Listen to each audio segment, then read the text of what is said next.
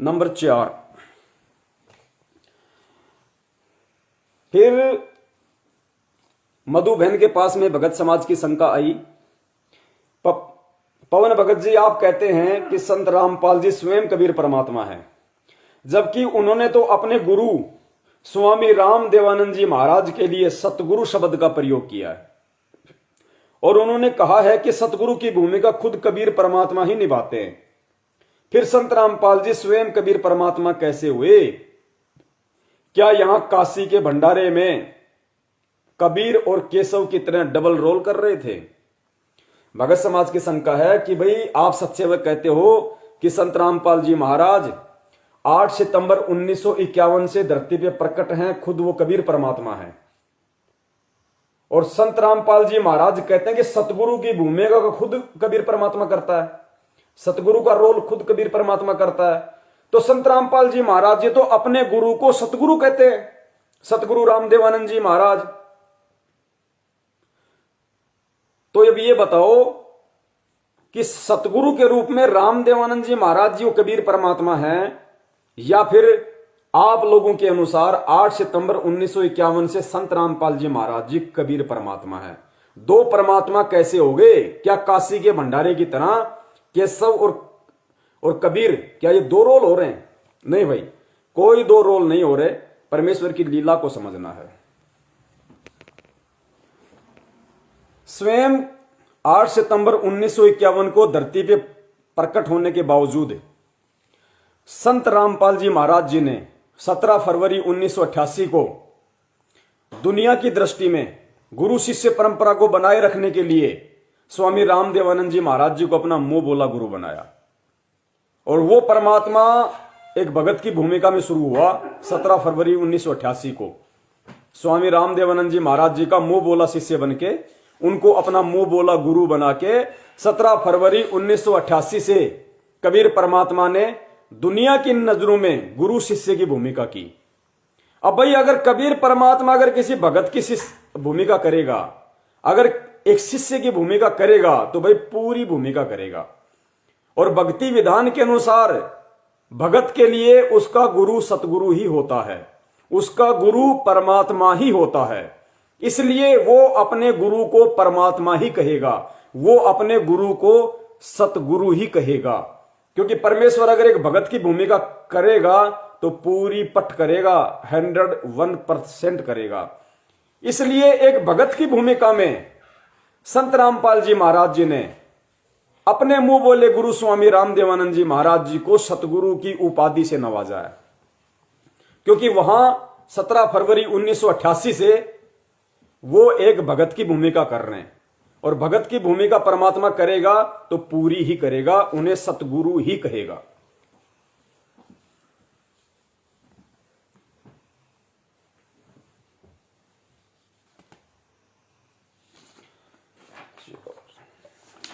आखिरी पॉइंट है 5 नंबर, इसमें 4-5 सवाल हैं। सवाल नंबर 5, भगत समाज का फिर मधु बहन के पास में सवाल आया। सत्साई पवन भगत जी, अन्य कोई प्रमाण जिसे ये और पुख्ता हो सके कि कबीर परमात्मा सतगुरु रामपाल जी महाराज जी के स्वरूप में 8 सितंबर 1951 से धरती पर प्रकट हैं, और वास्तव में 17 फरवरी के दिन उनका बोध दिवस मनाने वाला भक्ति इतिहास में मूर्खों की श्रेणी में गिना जाएगा। इतने सबूत दिखा दिए, फिर भी भाई कह रहा है कि भाई और कोई ऐसा कोई सबूत दो, ऐसा और कोई ठोस कोई प्रमाण दो जिससे ये हमारे को पूरा ये पुख्ता हो जाए कि 8 सितंबर 1951 से धरती पे सतगुरु रामपाल जी महाराज जी के स्वरूप में कबीर परमात्मा मौजूद हैं, और वास्तव में 17 फरवरी को उनका बोध दिवस मनाने वाला दुनिया का सबसे बड़ा मूर्ख इंसान होगा। देखो भगत जी, परमेश्वर ने दया की है, जरूर आपका पेटा भरेंगे। देखिए, कुछ पॉइंट हैं, कुछ निष्कर्ष सतगुरुदेव जी के आशीर्वाद से हमने सत्संगों से निकाले हैं, वो आपके सामने हम रख रहे हैं। मानना या ना मानना ये आपके अपने विवेक के ऊपर है। देखिए, अगर संत रामपाल जी महाराज 8 सितंबर 1951 से स्वयं कबीर परमात्मा ना होकर अगर एक जीव श्रेणी में है, आप और हमारी तरह हैं, और यदि सतलोक से भेजी गई कोई आत्मा है जैसा कि गुरु जी कहते हैं कि मैं तो कबीर परमात्मा का भेजा हुआ संत हूं, मैं तो उनका भेजा हुआ दूत हूं, मैं तो उनका भेजा हुआ दास हूं, आप आत्माओं को जगाने के लिए आया हूं। तो यदि संत रामपाल जी महाराज सतलोक से भेजी गई कोई आत्मा है, तो पुण्यात्माओं विचार करना, परमेश्वर की एक वाणी है कि पृथ्वी ऊपर पग जो धारे वो करोड़ जीव एक दिन में मारे।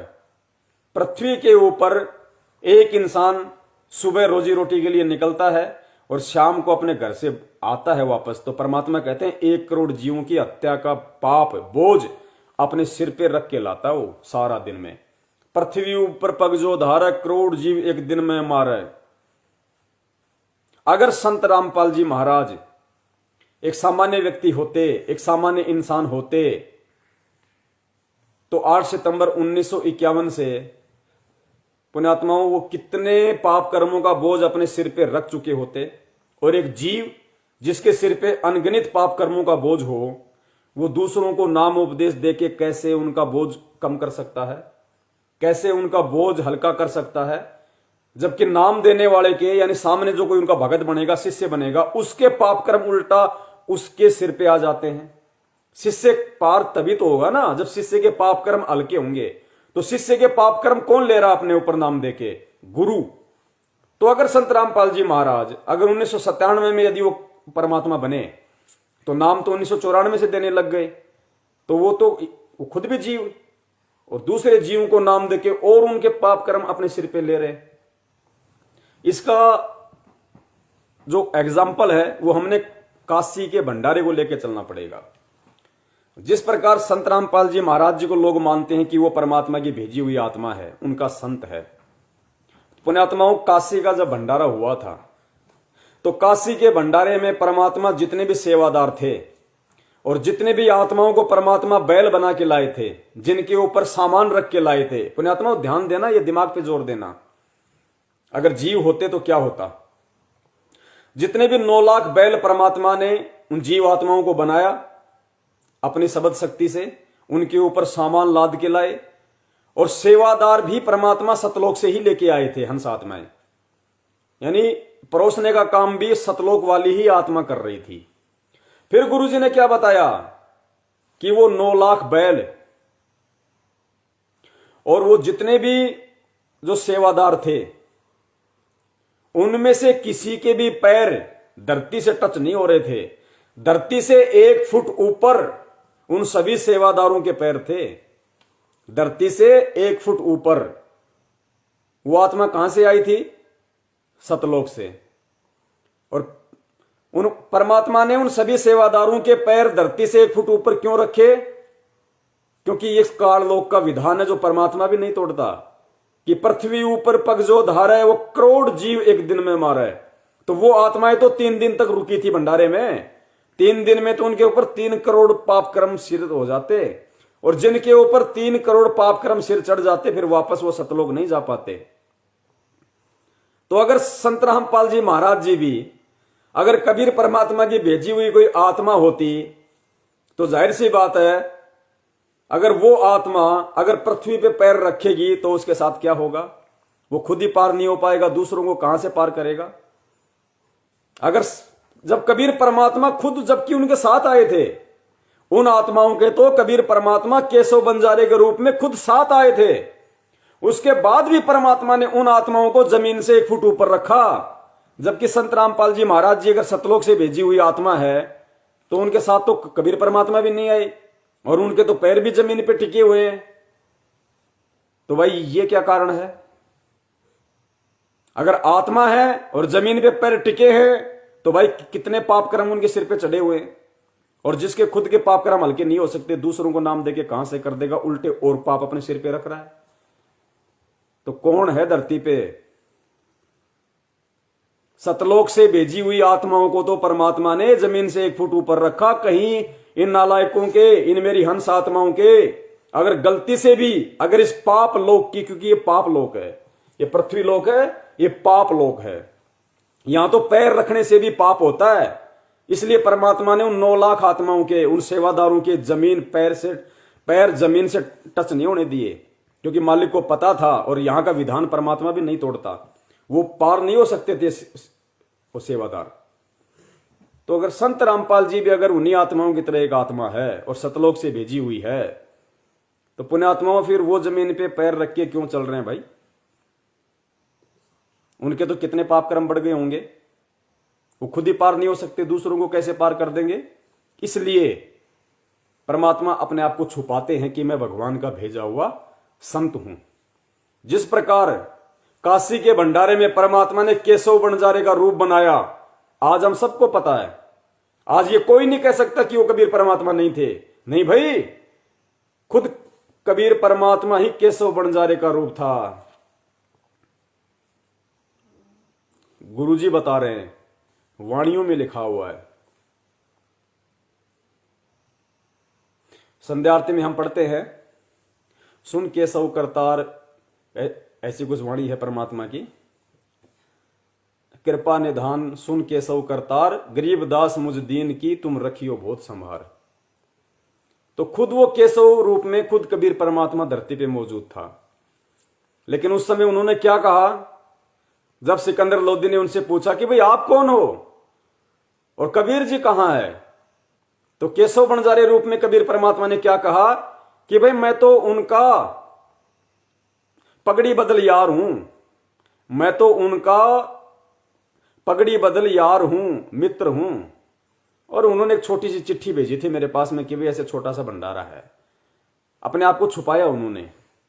ठीक इसी प्रकार 8 सितंबर 1951 से धरती पे खुद कबीर परमात्मा प्रकट है और लीलामय तरीके से अपने आप को छुपाते हुए उस परमात्मा का भेजा हुआ दास बताते हैं, उस परमात्मा का भेजा हुआ संत बताते हैं।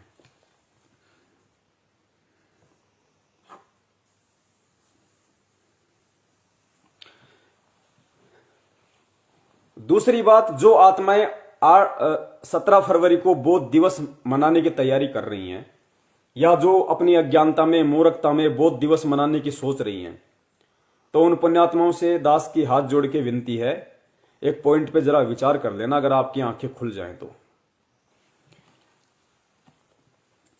भक्ति विधान के अनुसार, क्योंकि गुरु अगर शिष्य की भूमिका करेगा तो पूरी करेगा। संत रामपाल जी महाराज जी ने अगर शिष्य की भूमिका की तो पूरी की, भगत की भूमिका की तो पूरी की, और आज अगर सतगुरु की भूमिका कर रहे हैं तो पूरी भूमिका कर रहे हैं कि इन आत्माओं को सतलोक भेज के छोड़ूंगा, चाहे मेरे साथ में कुछ भी हो जाए, चाहे जेल जाऊं, चाहे फांसी लगे। पूरी भूमिका निभा रहे हैं। और 17 फरवरी 1988 से सन 1994 तक उन्होंने जो भगत की भूमिका की, वो भी पूरी भूमिका की। और भगत की भूमिका में गुरुजी हमें सत्संगों में बताते हैं कि गुरु मानुष कर जानते ते नर कहिए अंध, और वह दुखी संसार में आ गए यम के फंद। और फिर गुरुजी ने बताया कि गुरु गोविंद दो नहीं भाई, दो समझे वो दो जग जाई। कि जो अपने गुरु को भगवान नहीं मानता, जो अपने गुरु को परमात्मा नहीं मानता, वो नरक में जाता, वो पाप आत्मा। तो 17 फरवरी 1988 को दादा गुरुदेव जी से नाम दीक्षा लेके सांसारिक दृष्टि में उन्होंने स्वामी रामदेवानंद जी महाराज जी को अपना गुरु बनाया, सतगुरु बनाया। पुण्यात्माओं ध्यान देना इन पॉइंटों पे।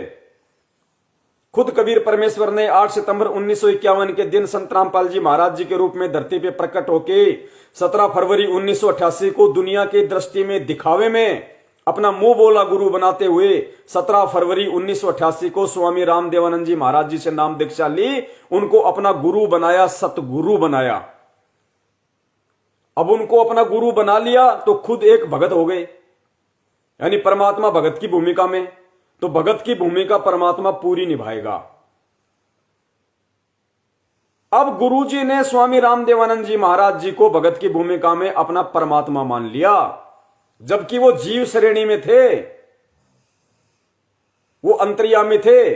जानबूझ के उन्होंने एक जीव को अपना गुरु बनाया, और गुरु बना के आने वाले भक्तों को संदेशा देने के लिए, आप और हमारे को ये उदाहरण पेश करने के लिए कि एक भगत का अपने गुरु के प्रति क्या भाव होना चाहिए।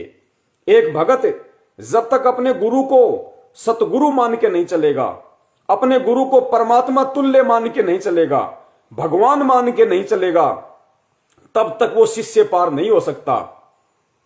जबकि स्वामी रामदेवानंद जी महाराज जी तो खुद एक जीव थे, वो सतगुरु नहीं थे, फिर भी संत रामपाल जी महाराज जी ने भगत बनकर भगत की भूमिका में आप और हमें आज ये दिखाया कि अगर भगत हो तो अपने गुरु को भगवान मानो, और अपने गुरु को भगवान मानने के चलते, अपने गुरु को सतगुरु मान के, भगवान मान के, परमात्मा मान के, पुण्यात्माओं संत रामपाल जी महाराज जी ने, जो उनका गुरु स्वामी रामदेवानंद जी महाराज एक जीव श्रेणी का व्यक्ति, लेकिन भगत की भूमिका में उन्होंने उनको परमात्मा मान लिया। और संत रामपाल जी महाराज जी ने कभी भी अपने गुरु का बोध दिवस नहीं मनाया, कभी भी स्वामी रामदेवानंद जी महाराज जी का बोध दिवस नहीं मनाया, जबकि वो तो जीव श्रेणी में थे। उनको तो खुद संत रामपाल जी महाराज जी ने ज्ञान करवाया, लेकिन फिर भी क्योंकि संत रामपाल जी महाराज जी भगत की भूमिका में थे, उन्होंने अपने गुरु का बोध दिवस मनाकर अपनी अज्ञानता का जग में ये प्रमाण नहीं दिया, मूर्खता का जग में सबूत पेश नहीं किया कि मैं भगत हूं और मेरा गुरु चाहे जो हो लेकिन मेरे लिए परमात्मा है। मैं भगत हूं तो मुझ भगत के लिए मेरा गुरु भगवान है।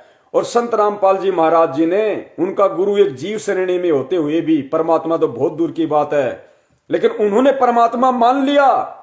और संत रामपाल जी महाराज जी ने कभी भी उनका बोध दिवस नहीं मनाया। और पुण्यात्माओं, हमें तो साक्षात कबीर परमात्मा गुरु रूप में मिला हुआ है। संत रामपाल जी महाराज साक्षात कबीर परमेश्वर है, तो हम उनका बोध दिवस कैसे मना सकते हैं? ये गुरु जी ने एक पॉइंट छोड़ा हमारे लिए, हम आत्माओं को समझाने के लिए, ताकि हम काल के जाल में ना फंसें। कि बच्चों, मैंने 17 फरवरी 1988 को स्वामी रामदेवानंद जी महाराज जी को अपना मुंह बोला गुरु बनाया, जबकि मुझे पता था कि ये जीव है तुम्हारे जैसा, लेकिन मैंने गुरु बनाया। और गुरु बनाया तो मैंने गुरु की भूमिका पूरी निभाई। मैंने उस जीव को भी परमात्मा मान लिया, और मैंने कभी भी उनका बोध दिवस नहीं मनाया कि मेरे गुरु को किसी ने ज्ञान दिया होगा, या मेरे गुरु को तो पहले कुछ मालूम ही नहीं था। उन्होंने कभी भी ये साबित नहीं किया। उन्होंने सतगुरु बोला, सतगुरु कि ना सतगुरु जननी जने जाके माना बाप, जबकि उनका तो जन्म मां के गर्भ से हुआ था। फिर भी संत रामपाल जी महाराज जी ने अपने गुरु का कभी भी बोध दिवस नहीं मनाया। तो पुण्यात्माओं, हम क्यों मूर्खता करने जा रहे हैं 17 तारीख को?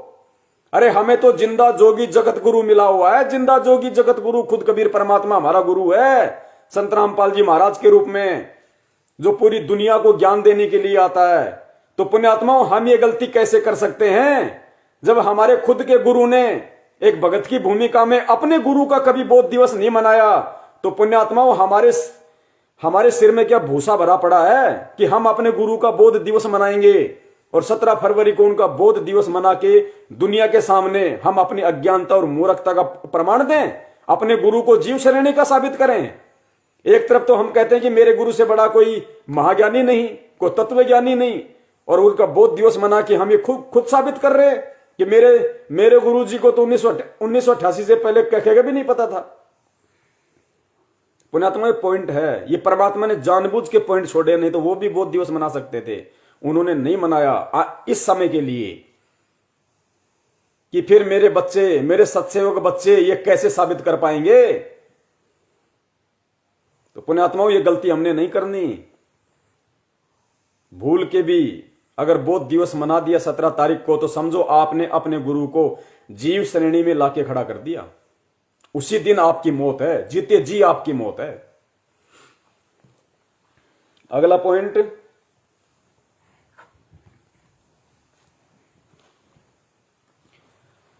जो लोग ये कहते हैं अपने आप को बहुत ज्यादा सयाना समझ के, ज्ञानी समझ के,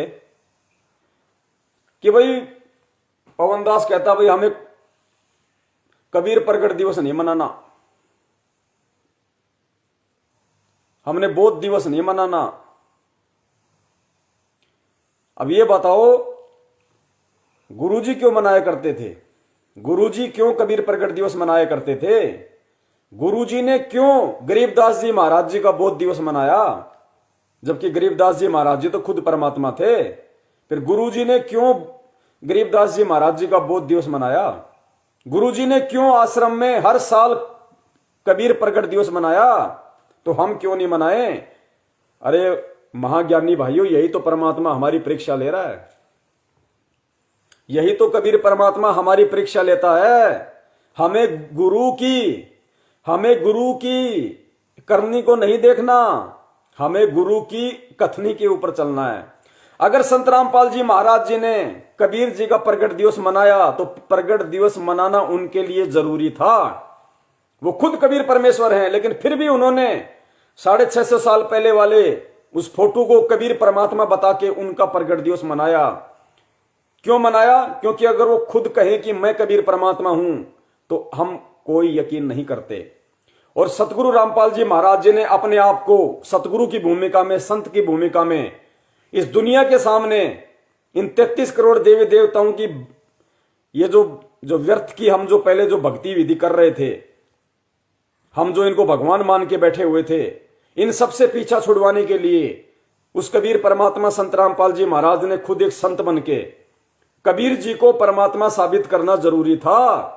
उस फोटो को दिखा के कि देखो ये है कबीर भगवान जो 650 साल पहले लहर तारा तालाब पे प्रकट हुए थे शिशु रूप में। संत रामपाल जी महाराज जी की ये मजबूरी समझ लो या ये जरूरी समझ लो, उनको कबीर जी की फोटो के हिसाब से कबीर जी को भगवान बताना जरूरी था। अगर वो वेदों से, कुरान से, पुराण से, गीता जी से उस फोटो को दिखा के अगर उनको कबीर परमात्मा साबित ना करते तो पुण्यात्माओं आज हम ब्रह्मा विष्णु महेश की भक्ति कैसे छोड़ते? आदमी दूसरी सीढ़ी पे उस समय चढ़ता है जब उसको ऊपर कोई सीढ़ी दिखाई देती है। नीचे की सीढ़ी को आदमी उस समय छोड़ता है जब ऊपर उसको कोई सीढ़ी दिखाई देती है। अगर संत रामपाल जी महाराज जी कबीर जी को भगवान ना बताते, 650 साल पहले वाली फोटो ना दिखाते, तो हम कभी भी ये नीचे की भक्ति नहीं छोड़ सकते थे।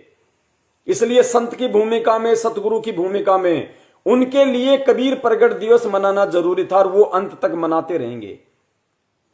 लेकिन संत रामपाल जी महाराज जी ने कभी अपने भगत से ये नहीं कहा कोई भी उनका सत्संग दिखा देना, कोई भी उनकी वाणी दिखा देना। संत रामपाल जी महाराज जी ने खुद कबीर प्रगट दिवस मनाया, खुद गरीबदास जी महाराज जी का बोध दिवस मनाया। लेकिन संत रामपाल जी महाराज जी ने अपने किसी भी भगत को कभी भी ये नहीं कहा कि बच्चों तैयारी करो, कबीर प्रगट दिवस आ रहा है, हम कबीर प्रगट दिवस मनाएंगे। बच्चों तैयारी करो, गरीबदास जी महाराज जी का बोध दिवस आ रहा है, हम गरीबदास जी महाराज जी का बोध दिवस मनाएंगे। ये पॉइंट है। कभी नहीं कहा संत रामपाल जी महाराज जी ने अपने किसी भी भगत को, ना सतलोक आश्रम मैनेजमेंट को कहा, ना कभी अपने सत्संगों में कहा कि बच्चों 17 जून को कबीर साहिब जी का प्रगट दिवस आ रहा है, तैयारी करो, हम कबीर प्रगट दिवस मनाएं। कभी नहीं कहा उन्होंने ये कहा कि अगला सत्संग कबीर प्रगट दिवस के उपलक्ष्य में होगा। अगला 7 दिवसीय सत्संग गरीबदास जी महाराज जी के बोध दिवस के उपलक्ष्य में होगा। उन्होंने मनाने के लिए नहीं कहा कभी।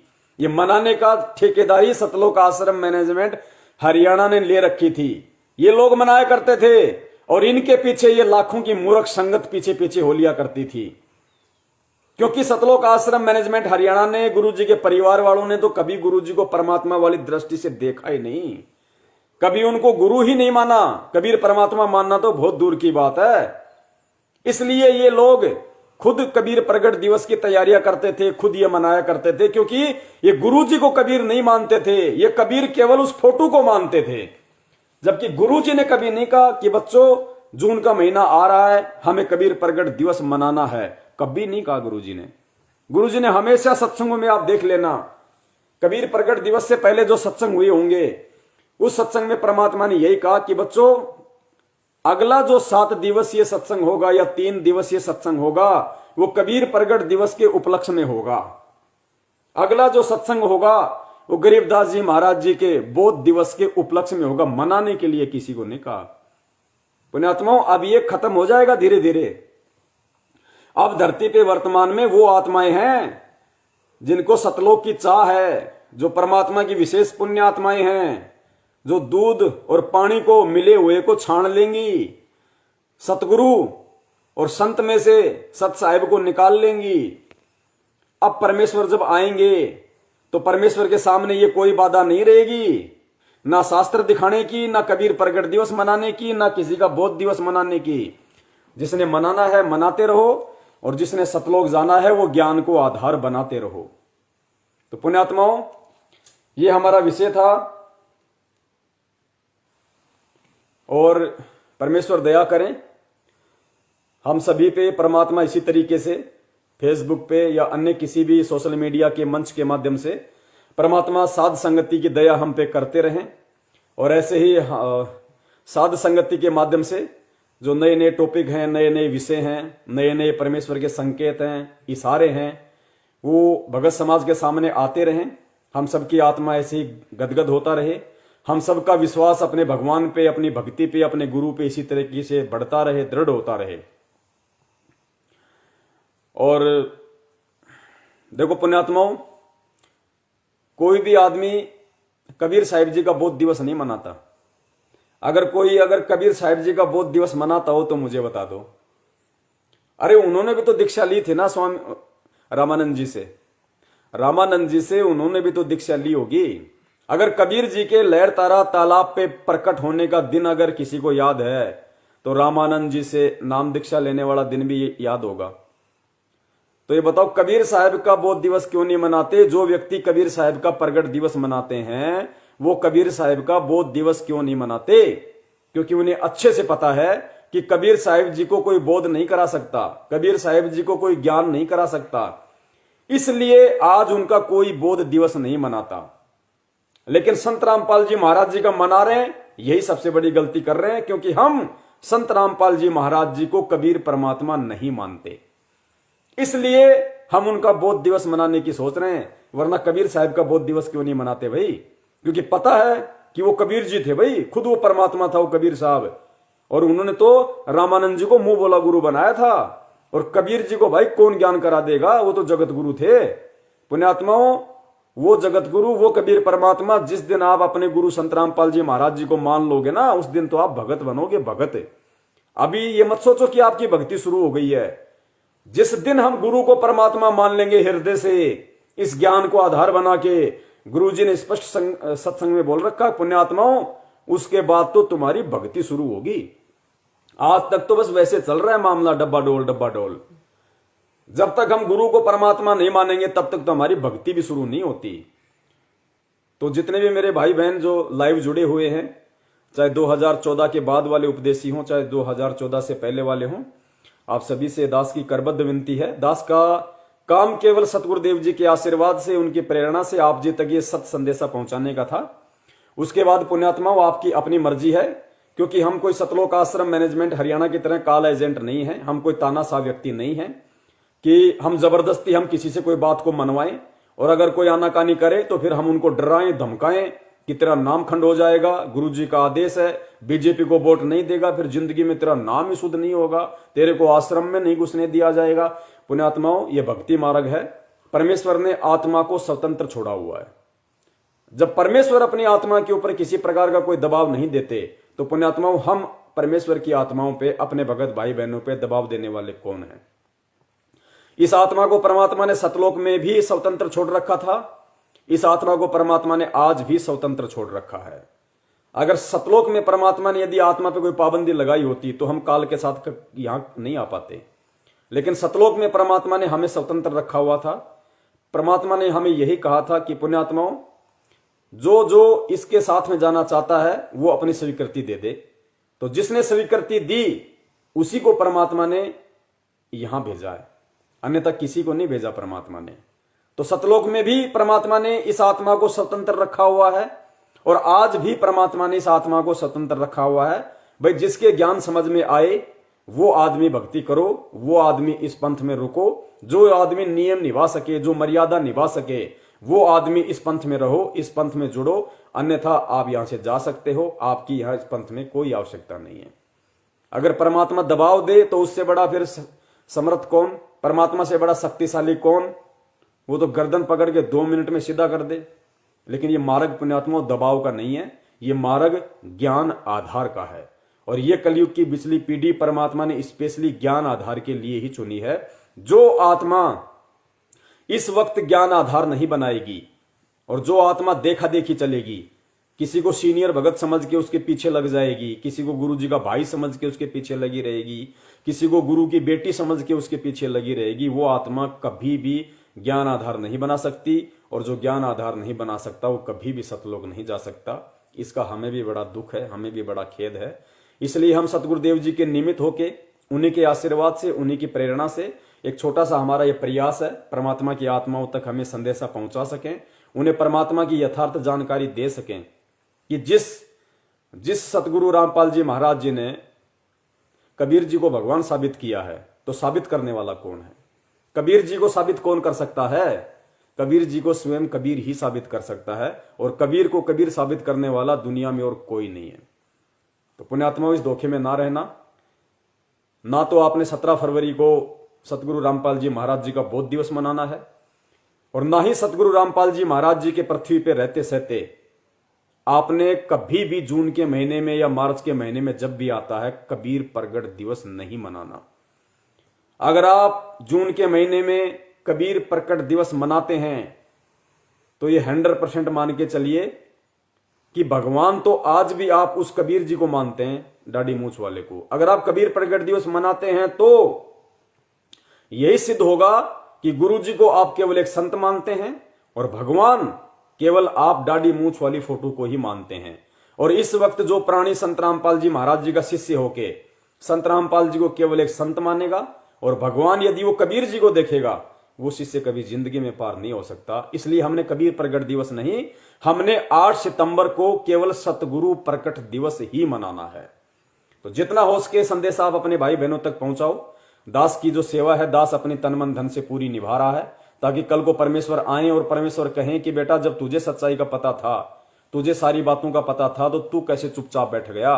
तूने कैसे अपने भगत भाई बहनों को ये बातें नहीं बताई, ये संदेशा नहीं पहुंचाया, जब मैंने तुझे प्रेरणा देके ये सारे सबूत, ये सारे संदेशे तेरे पास भिजवा दिए थे। तो पुण्यात्माओं, मैं हर स्थिति में परम पूज्य सतगुरु रामपाल जी महाराज जी के आगमन पर उनके समक्ष मैं दोषी नहीं बनना चाहता। इसलिए मैं अपनी सेवा कैसे भी मैं समय निकालूं, अपनी व्यस्त अपनी जिंदगी में से, अपनी दिनचर्या में से मैं अपना समय जरूर निकालूंगा। चाहे इसके लिए मुझे कोई अपने काम में घाटा हो, चाहे अपने परिवार में कोई घाटा हो, उसकी दास को कोई परवाह नहीं है। लेकिन परमेश्वर की जो सेवा है वो दास के लिए प्रथम है, सबसे ऊपर है, सर्वोत्तम है। उसके लिए दास किसी प्रकार का कोई समझौता नहीं करेगा। आप सभी पुण्यात्माएं, ये आपका अपना डिसीजन होगा, आपका अपना निर्णय है कि मुझे जो सेवा दे रखी है मैं कर रहा हूं। आपको जिस सेवा जो परमेश्वर ने दी हुई है, इन वीडियो को आगे से आगे शेयर करने की, व्हाट्सएप पे, फेसबुक पे, इंस्टाग्राम पे, ट्विटर पे या अन्य जिस भी भगत भाई बहन के पास में, देखो कोई नाराज हो तो 1000 बार हो, आपने संदेशे देने पड़ेंगे पुण्यात्माओं। चाहे कोई नाराज हो तो हो, आप उसको भेजते रहो, एक दिन उसके जरूर वो सिर में बात वो टकराएगी उसके। और पुण्यात्माओं, ये जो सतलोक आश्रम मैनेजमेंट हरियाणा है, अभी बुरी तरह से बौखला गया है। संगत ज्ञान आधार से जाग रही है, साध संगति से जुड़ रही है, लाइव शंका समाधान से जुड़ रही है। यूट्यूब पे शंका समाधान नाम से वीडियो हैं, सैकड़ों हजारों उन पे वीडियो हैं, वो लोग देख रहे हैं। अब इन्होंने एक नया फरमान जारी कर दिया कि शंका समाधान नाम से जितने भी यूट्यूब चैनल है उन पे कॉपीराइट स्ट्राइक लगाओ। क्योंकि पुण्यात्माओं, हम सत्संग लाएं कहां से? हम भगत समाज को समझाने के लिए गुरु जी के सत्संगों को आधार बनाते हैं, गुरु जी के सत्संगों का हम सहारा लेते हैं। अब गुरु जी के सत्संग इन लोगों ने पहले से, मैनेजमेंट वालों ने अपने यूट्यूब चैनलों पे डाल रखे हैं। अब हम कहां से लाएं? हमें मजबूरन इनके यूट्यूब चैनलों से वो गुरु जी के सत्संग उठाने पड़ते हैं भगत समाज को समझाने के लिए। तो हम वो अपने यूट्यूब चैनलों पे डालते हैं, तो ये लोग वहां से हमारे यूट्यूब चैनलों पे कॉपीराइट स्ट्राइक लगवा देते हैं कि देखो, इसने संत रामपाल जी महाराज जी के इस सत्संग को काम में लिया, इस सत्संग को पहले मैंने मेरे चैनल पे डाल रखा था, अब इन लोगों ने डाल दिया। तो यूट्यूब का एक सिस्टम है, वो कॉपीराइट स्ट्राइक लगा देती, वो चैनल बंद हो जाता है। ये इतने घटिया और इतने नीच व्यक्ति हैं, गुरु जी के सत्संगों पे कॉपीराइट स्ट्राइक लगवा रहे हैं। अब पुण्यात्माओं, कॉपीराइट स्ट्राइक लगाने का मतलब होता है विरोध करना, उन सत्संगों का विरोध करना। अब ये काला एजेंट नहीं तो और कौन होगा काला एजेंट धरती पे, जो गुरु जी के सत्संगों पे कॉपीराइट स्ट्राइक लगवा रहे हैं। तो पुण्यात्माओं, दास निवेदन करता है, हालांकि हम अपनी कोशिश जारी रखेंगे सत्सेवक भाई बहनों ने ठान लिया है कि हम ये हमारा एक चैनल बंद करवाएंगे, हम 4 जीमेल आईडी ओपन करके 4 शंका समाधान नाम से यूट्यूब चैनल खोलेंगे। करने दो इनको, कितने बंद करते हैं। और लेकिन मेरा एक विशेष निवेदन है आप सभी भाई बहनों से, आप ये जो लाइव वीडियो देख रहे हैं, ऊपर जो मैसेज है उस मैसेज में मुझ पवन दास की ईमेल आईडी है और उसके नीचे शंका समाधान नाम से मेरा फेसबुक का ग्रुप है, उसका लिंक मैंने भेजा हुआ है।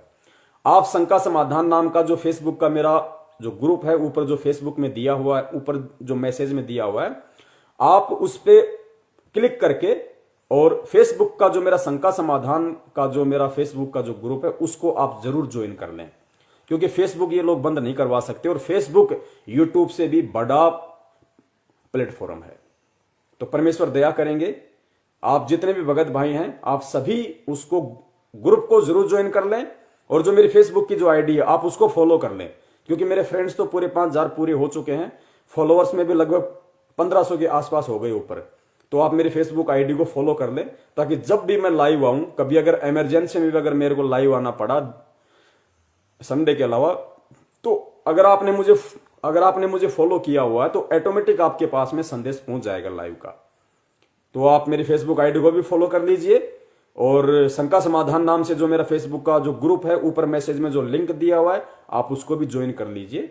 और इसी तरीके से ये आपकी अपनी मर्जी है, आप साथ संगति के माध्यम से सच्चाई से रूबरू होते रहिए और परमात्मा के चरणों में अपनी सेवा लगाते रहिए। सत साहिब बंदी छोड़ सतगुरु रामपाल जी महाराज की जय हो। सत साहिब।